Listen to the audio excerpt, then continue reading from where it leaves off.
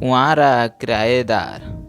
कुंवारे आदमी को नौकरी के बाद सबसे ज़्यादा डर अपने मकान मालिक से लगता है। सब जानते हैं और मानते हैं कि कुंवारा आदमी और मरखना बैल या पागल कुत्ता आपस में पर्यायवाची शब्द हैं। मुझ गरीब का स्थानांतरण अज्ञात स्थल पर केवल इसलिए कर दिया गया क्योंकि मैं कुंवारा था और मेरी जगह एक शादीशुदा जोड़े का दाम्पत्य जीवन सुखी किया गया। मुझे अच्छी तरह पता था वह सज्जन आप अपने दाम्पत्य जीवन से कितने खुशी हैं, मगर क्या करूं, मुझे खिसकना ही पड़ा। नए शहर में मकान लेना और आसमान से तारे तोड़ कर लाना एक ही बात है। हमारे पूर्वज कितने समझदार थे कि उन्होंने ऐसे आड़े वक्त काम आने के लिए मुहावरा बना दिया ताकि कुंवारे आदमी के वक्त ज़रूरत काम आवे। मकान मालिक और किराएदार के संबंधों के बारे में अगर मैं लिखना शुरू करूं तो संभव है सैकड़ों पन्ने भर जाएं, फिर भी दास्तान अधूरी रह जाएगा।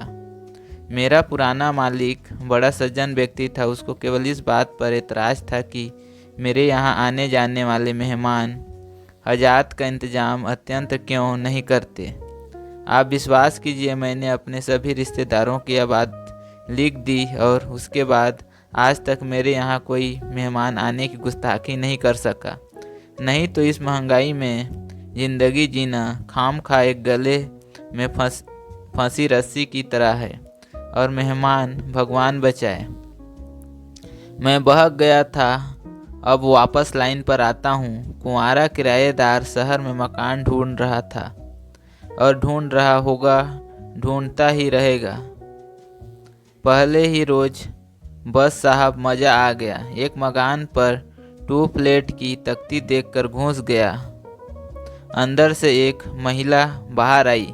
मैंने कहा, माता जी, आपको मकान किराए पर देना है। वो सकपका गई।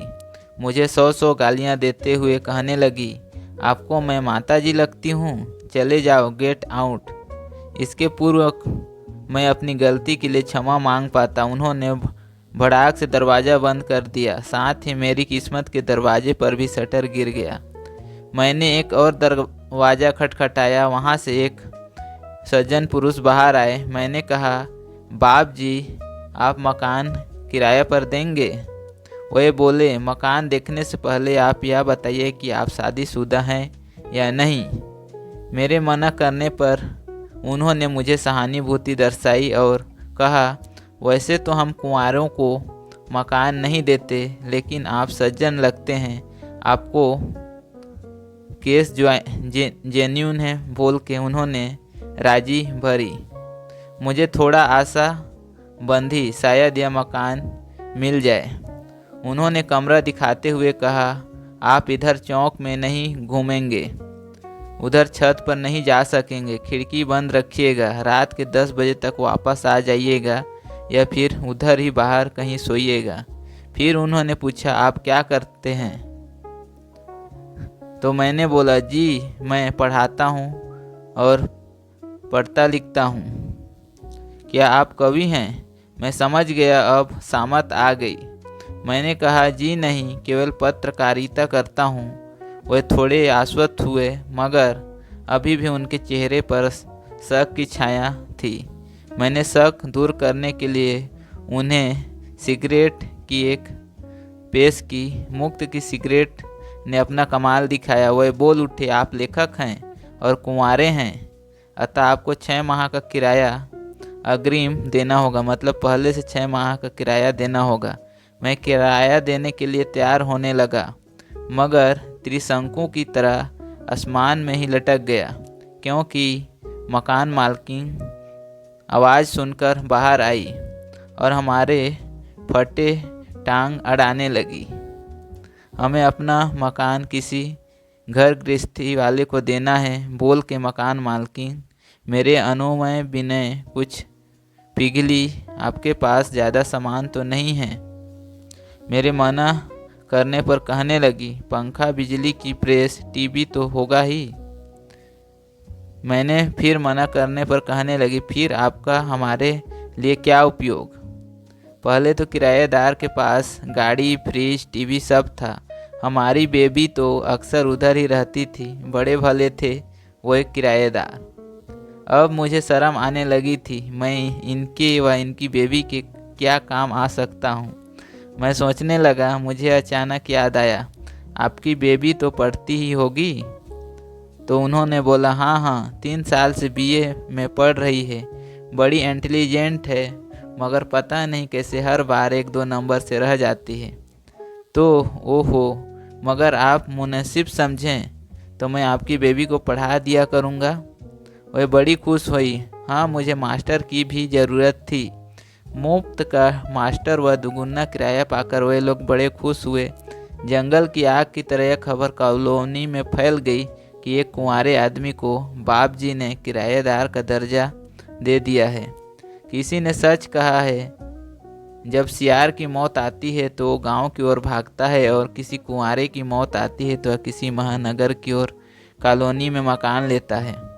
एक तो लेखक और दूसरे कुंवारा यानी करेला और नीम चढ़ा। जिधर से भी मैं निकलता खटाखट खिड़कियां बंद हो जाती। आई हो, ये से नयन बाण मेरे ओर फेंके जाते। घर की बड़ी बुढ़ियां अपनी बच्चियों को मेरी छाया से भी दूर रहने की सीख देती। गोया मैं कोई छूत की बीमारी का मरीज हूँ। शाम को अगर बाहर निकल जाता तो लोग बाग ऐसे देखते जैसे अजायब घर से कोई खतरनाक जंतु बाहर निकल कर सीधा उन्हीं के पास आ गया हो। मोहल्ले के सोहदे और जवान लड़कियां धीरे धीरे मुझे देखकर व्यंग मुस्कान फेंकने लगी। शुरू में मैं तो समझ नहीं पाया, मगर एक रोज़ ये शब्द कान में पड़े, बाप जी को मुफ्त का मास्टर और घर जमाई मिल गया है लगता है। मेरी आंखें खुली। तो ये बात है, लोग मुझे क्यों जंतु समझने लगे थे। मैं बेबी को पढ़ाते पढ़ाते क्या से क्या समझ लिया गया था। मुझे लगा अब ये मकान भी हाथ से जाने वाला है। दूसरे दिन सवेरे मेरे कमरे में मेरे पड़ोस से एक देवी जी आई और कालिदास की रस भरी कविता समझाने का आग्रह करने लगी। मैं बचना चाहता था, लेकिन मैं कालिदास के मार्फत पद्माकर व बिहारी पर से होती हुई गिरजा कुमार माथुर तक गई। अब मेरी सीटी पीटी गुम होने लगी थी, क्योंकि अगर इसी गति से प्रगति हुई तो सिर के बाल समाप्त होने में देर नहीं लगेगा। मैं सोच में पड़ गया। मैंने एक दिन अचानक यूं ही मकान के मालिक के कमरे की तरफ का दरवाज़ा खोल दिया। बस मकान, कॉलोनी और मोहल्ले भर में तूफान आ गया।